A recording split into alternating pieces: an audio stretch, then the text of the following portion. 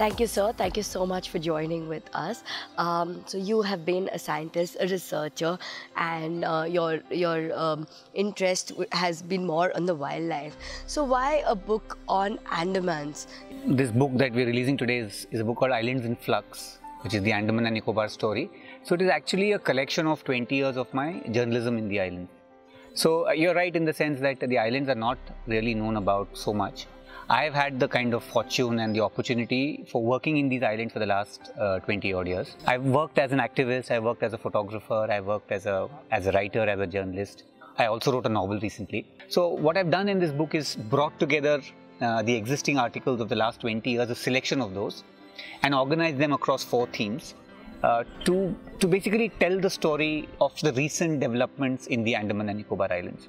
There are lots of dimensions that one can go into, but the idea was to tell the public and the reading public that these are also the challenges about the islands, because otherwise the Andaman and Nicobar Islands are known for 3 or 4 things. Correct. We know them for the cellular jail, or we know them as a tourism destination. We know them for some of the indigenous people there, and we also know them for the tsunami. Correct. But beyond that, both historically and ecologically, it's a very fascinating place. So the idea was to just bring together stuff and see what it can do. So when we talk about Andaman in particular, because the book is on that, what is endangering the island? So what I'm trying to do in the book is say that these are 3 very important elements: the geological, the ecological, and the socio-cultural indigenous communities that have also been there for thousands of years, which are small communities which have been living there for thousands of years, who are also threatened. So, it's a very interesting coming together of many dimensions.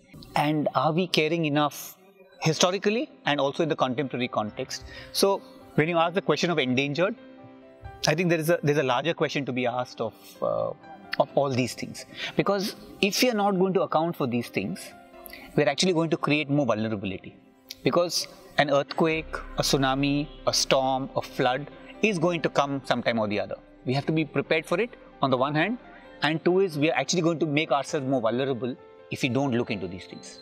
That's the kind of key idea that I'm trying to communicate to the book.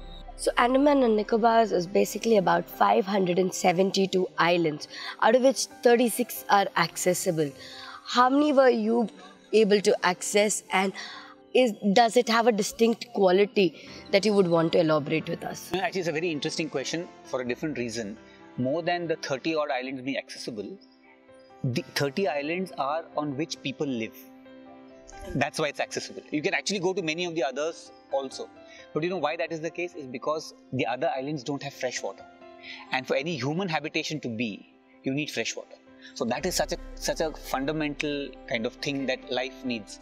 And again, interestingly, each one can be unique in its own way. So we have one island which I've not visited, but which is Barren Island, which is an active volcano. We have another which is Narcondam, which is also a volcano but is an extinct volcano. On Narcondam, I have not been to, but Narcondam Island has a species of a hornbill, which is the only place on this planet where that hornbill survives. So there's a Narcondam hornbill. Okay. It's a small island on which there may be about 300 or 350 birds, and that's it. So each island, then there's another island that today I'm going to be showing, is a small island, just 1.5 square kilometers. It's uninhabited, it's a wildlife sanctuary, it has a beautiful beach. You have very unique creatures that you find on that island.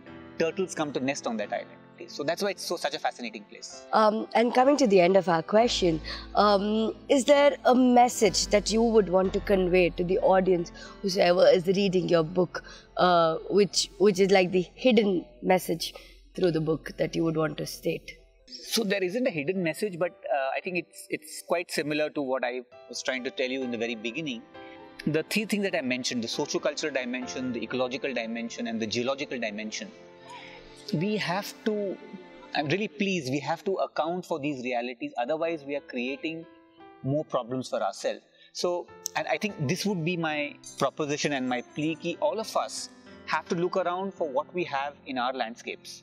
What is the way our geology is, what is the uniqueness of our ecology, because if we don't account for that somewhere, the price will have to be paid. And I'm thinking of what's happened recently in Kerala. We've heard of the monsoon floods. We've heard of what happened in Uttarakhand 2-3 years ago. the way we are intervening with geological systems, at least start thinking. Otherwise, we are going to have, in a world where the climate is changing, in a world where weather patterns are changing, more rainfall, less rainfall, is all going to have an impact in much sooner or later. Sooner or later, absolutely, absolutely. Thank you so much, sir. Thank you so much for a deeper insight into the ecological system, and for us to understand that even as a tourist, we have responsibilities to look into. Thank you. Thank you. Thank you.